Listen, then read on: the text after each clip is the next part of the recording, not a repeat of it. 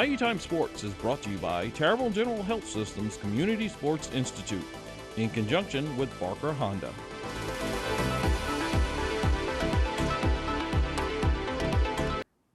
All right, Mike Detillier along with Marlon Favorite, the big Fave. Fave, you've done a number of years here at the camp. We see this is the largest crowd. We pushing 500 today. And, you know, listen, it ain't 100 degrees and 2,000 degree humidity outside. Man, it's perfect.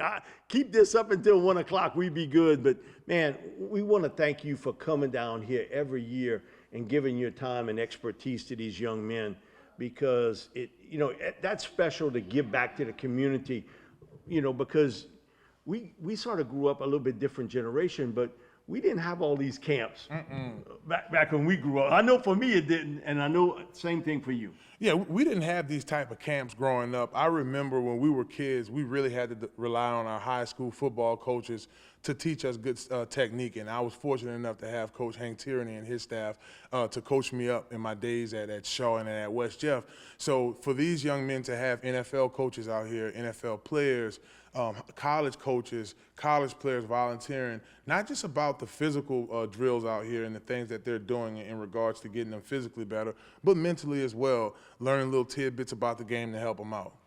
One of the things, the last practice session with the Saints OTAs, Dennis Allen was, I don't know who invented these two-a-days, but it's the worst damn idea ever. So Bobby and I chimed in, man, we should have heard you about 30-something years ago talk about them two-a-days and how you can get into work. Like, this is a one-day camp, but you can get in a lot of work in that time frame. You don't have to beat these young men up. And I thought that was the worst part of two-a-days. Man, they were trying to break you more than teach you. Yes, you're right, Mike.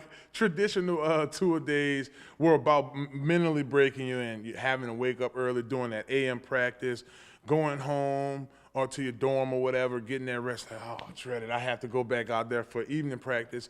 And for some guys, that was a lot of wear and tear on the body. But as you mentioned, a nice one-day camp.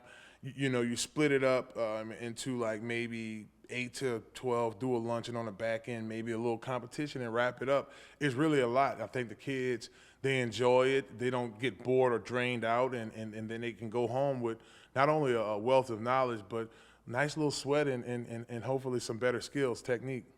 You and I, we different by a few years, so to speak, but just a few, but I think we both feel the same about name, image, likeness. I would never hate on anybody getting paid.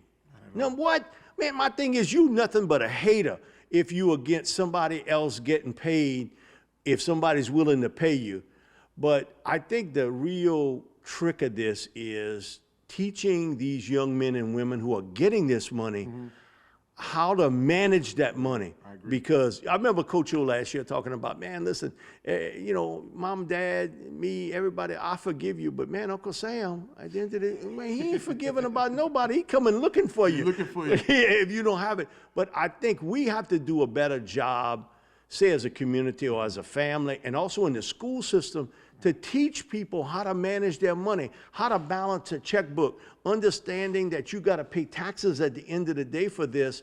And I think this is where there's going to be some tricky things happening with name, image, likeness. It does get tricky. It is a slippery surface, and right now it's at a point to where it's really no rules. It's the Wild Wild West. But I do love the opportunity for the young men and women. Don't want to be jealous, right? I'm like, man, I was dropping all kind of albums back in the day. I was, it was man, it just happened 25 years ago. Oh, man. It's a gold mine, Your Honor. It's a gold mine, Your Honor. So, having younger kids, one of my oldest kids, Kentrell, he's in prep school right now. So for him, it's an opportunity. And I think it's important that these young men not only get the money, but as you mentioned, financial literacy is huge. I think that most high schools and colleges need to start implementing it. It's an opportunity to not only teach them things like balancing the checkbook, but also how to manage their money properly, how to invest properly, how to plan for the future. And that's something that wasn't implemented. Quick story here. I want to tell y'all my rookie year in the NFL, I signed with the Carolina Panthers, right? It was 2009, so it was like $25,000 signing bonus. So I'm all happy. So the undrafted rookies, they got their money first. So I got my check. Everybody, all right. So I opened the check. What the? Hey, hold on. I call the I'm like, wait, hey, my check's missing $10,000. Oh, no, Marlon. Look through the rest of that check.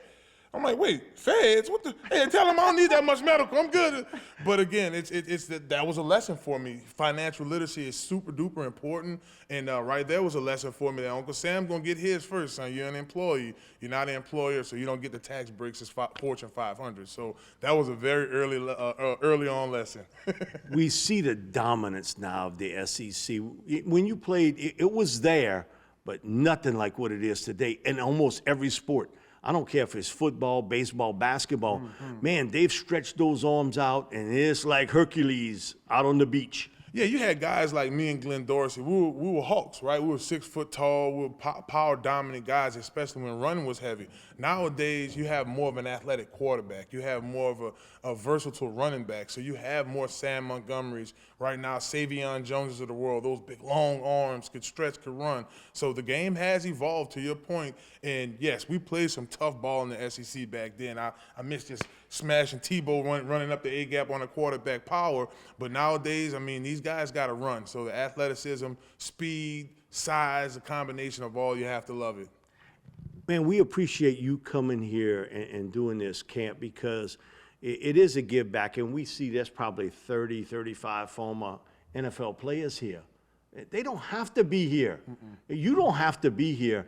And so this is what makes it special for us here in Thibodaux. It's a blessing, man. To much is given, much is expected. And the way I was raised, my parents raised me, you have to give back. And this is an opportunity for us to give back. We were given a lot of opportunity as kids, and it's time to bring it to the next generation. Big Fave, thanks so much, man. Appreciate it. Hello, somebody.